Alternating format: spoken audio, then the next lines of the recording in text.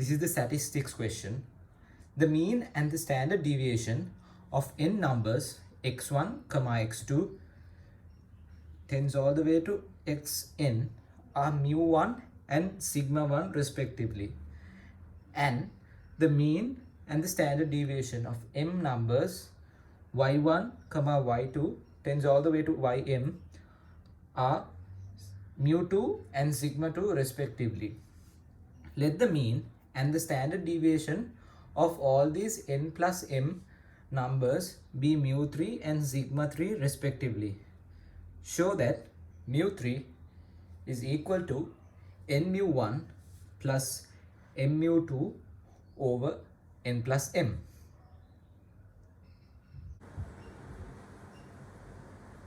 So in our question we have two quantities. First a set of terms which goes from x terms which go all the way to xn, and then we have another set of terms which is from y which go all the way to ym. So it's given to us that the mean of this data is mu1 and the standard deviation of this collection of data is sigma 1. Likewise for this one we are given it as the mean as mu2 and the standard deviation as sigma 2. So this is what we have. So now from both these sets of data we are supposed to find the combined mean. So the combined mean is formed. Let's take the combined mean as mu3. I think that's what they've asked in the question. So mu3. So we need to show that the combined mean is equal to n1 mu1 plus n2 mu2 over n plus m. So before showing that,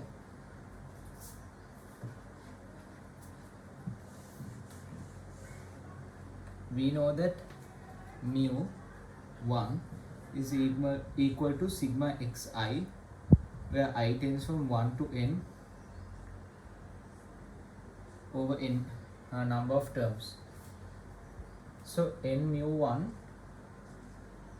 can be taken as n tends from sigma xi, n tends from 1 to n.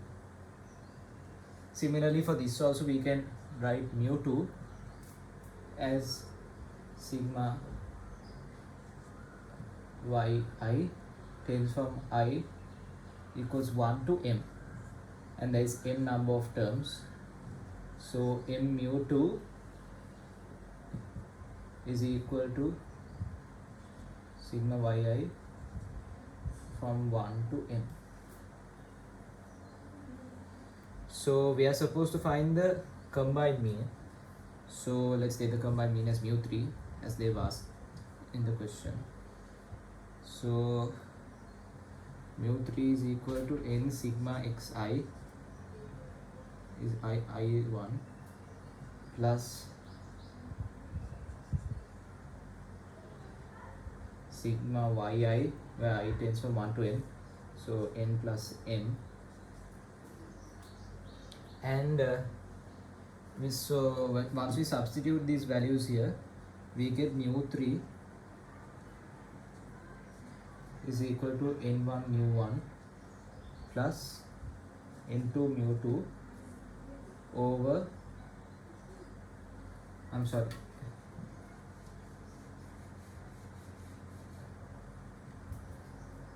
n mu1 plus m mu2 over n plus m. So this is the final answer for the first part of our question. So it is shown.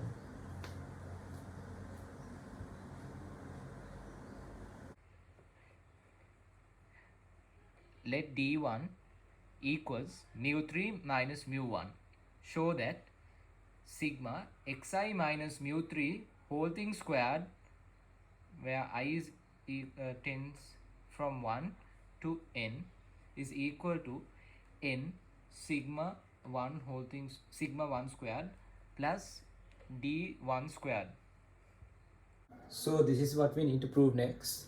Show that x minus 1 mu 3 sigma x minus 1 mu 3 where I tends from 1 to n is equal to n sigma 1 squared plus d1 squared. So let's start off with the left hand side.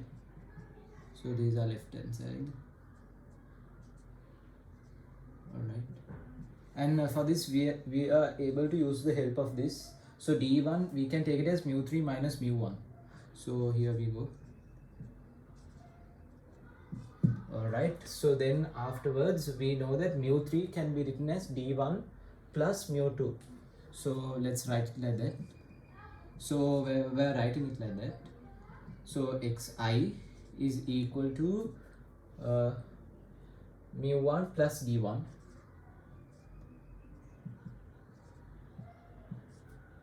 Alright, and we'll take mu 1 outside and put it in the inside brackets with xi.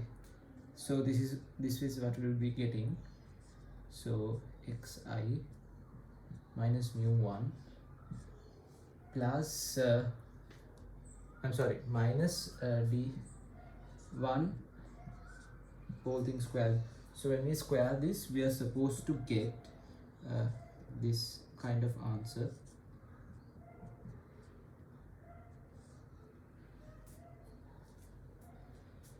X minus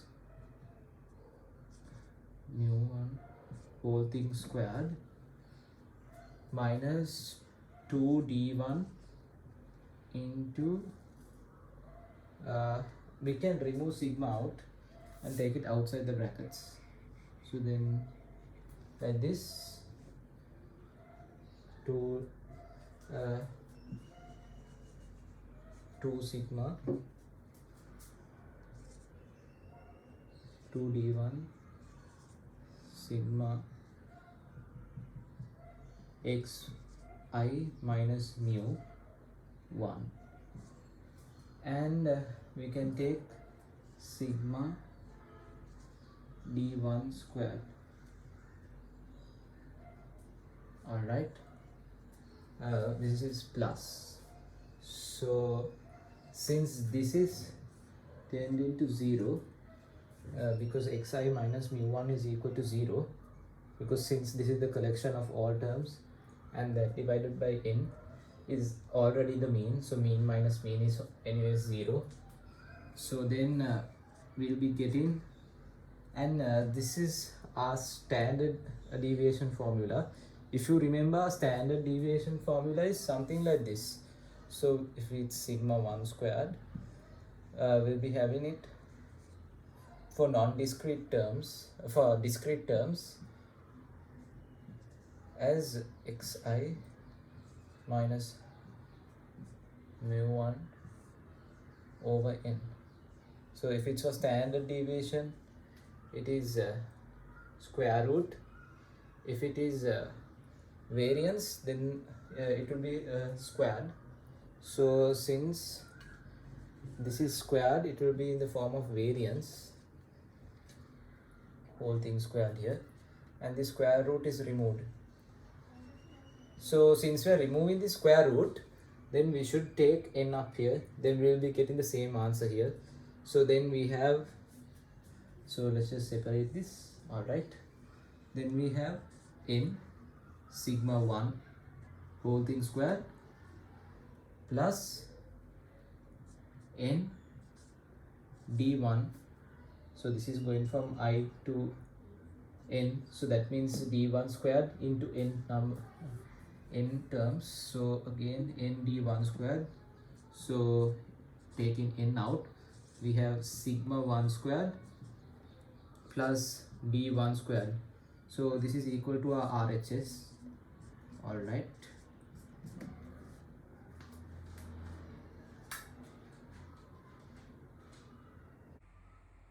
By taking T2 is equal to mu 3 minus mu 2, write down a similar expression for sigma yj minus mu 3 whole thing squared, where j tends from 1 to m. So for the next part of our question, we are supposed to write an expression for sigma yi minus mu yj minus mu3 whole thing squared, where j tends from 1 to m, when d2 is equal to mu3 minus mu2. So then, similar to the previous expression, we can just directly write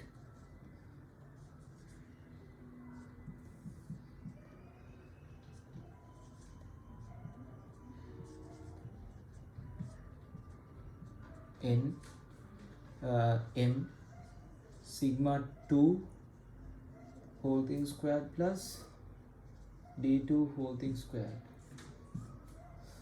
So this is the similar expression. All right.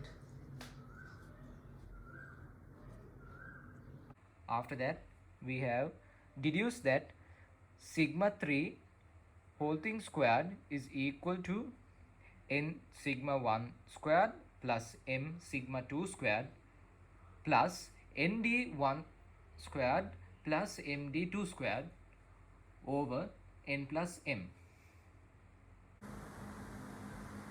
Alright, so for the next part of our question, we are supposed to show that sigma 3 is equal to n sigma 1 squared plus m sigma 2 squared plus n d1 squared plus m d2 squared over m plus n. Alright, so this is what we need to show. So we know that this is the combined standard deviation. So when we are showing this, we show sigma 3 whole thing squared as sigma x minus mu 3 whole thing squared over n. So we can write it as since we have mu1 and mu2 as the individual means for the data given, we can write it like this.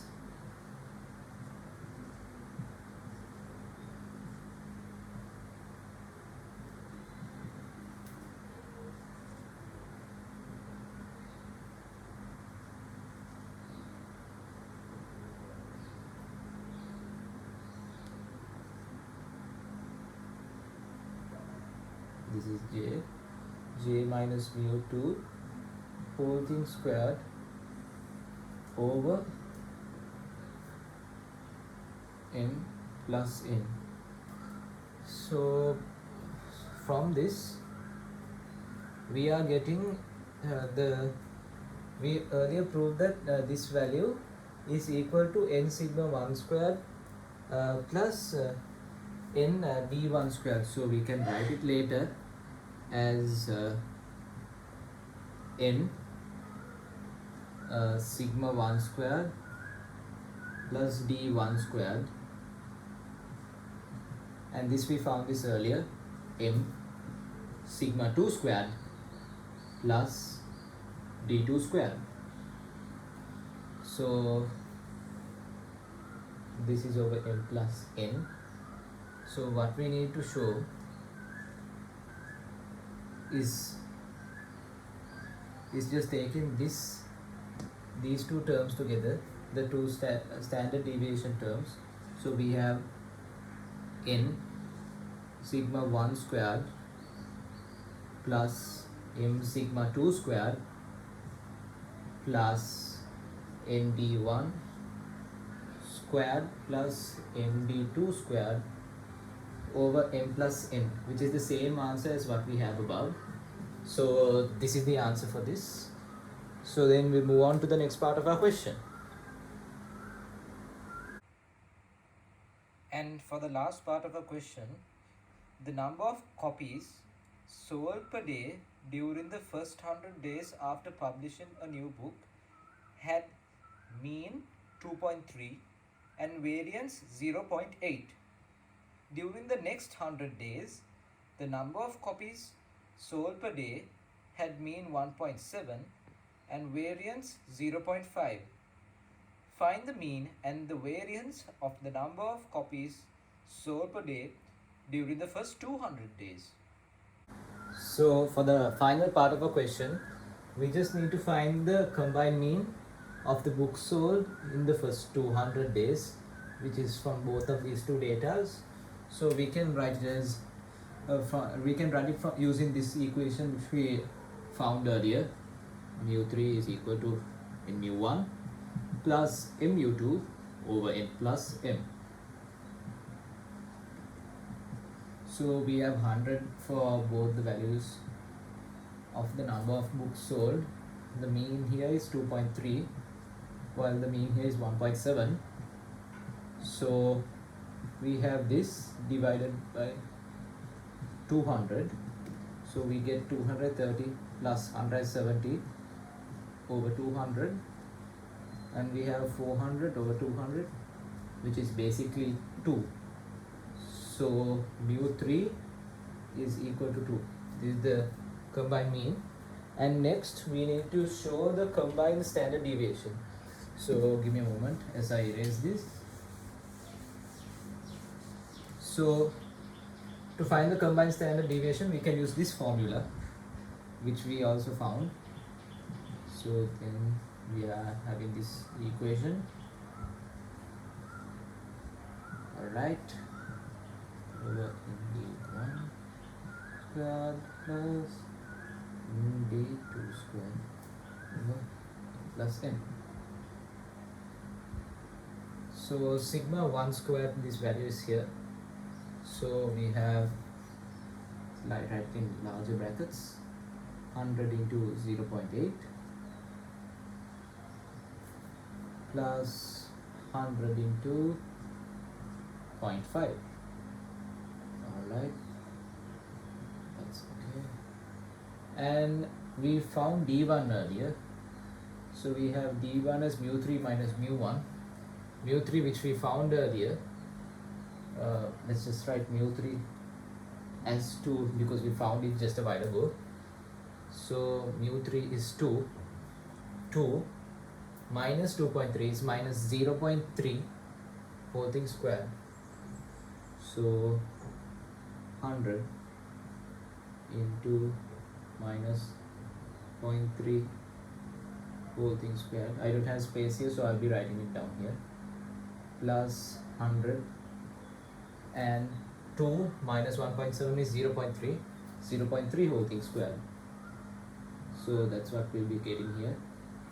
Alright, and n plus m is 100 plus 100. So when we simplify this, we have 80 here. 80 and 50, 130. And let's simplify this a bit. 100 into 0.09 plus 100 into 0.09 again over 200. So this is 130 plus 100 into 0.09 is 9, and we have the same thing here. So 9 plus 9 is 18. 18 plus 130 is 148 over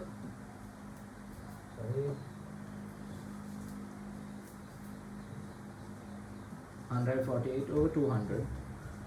So 148 over 200 is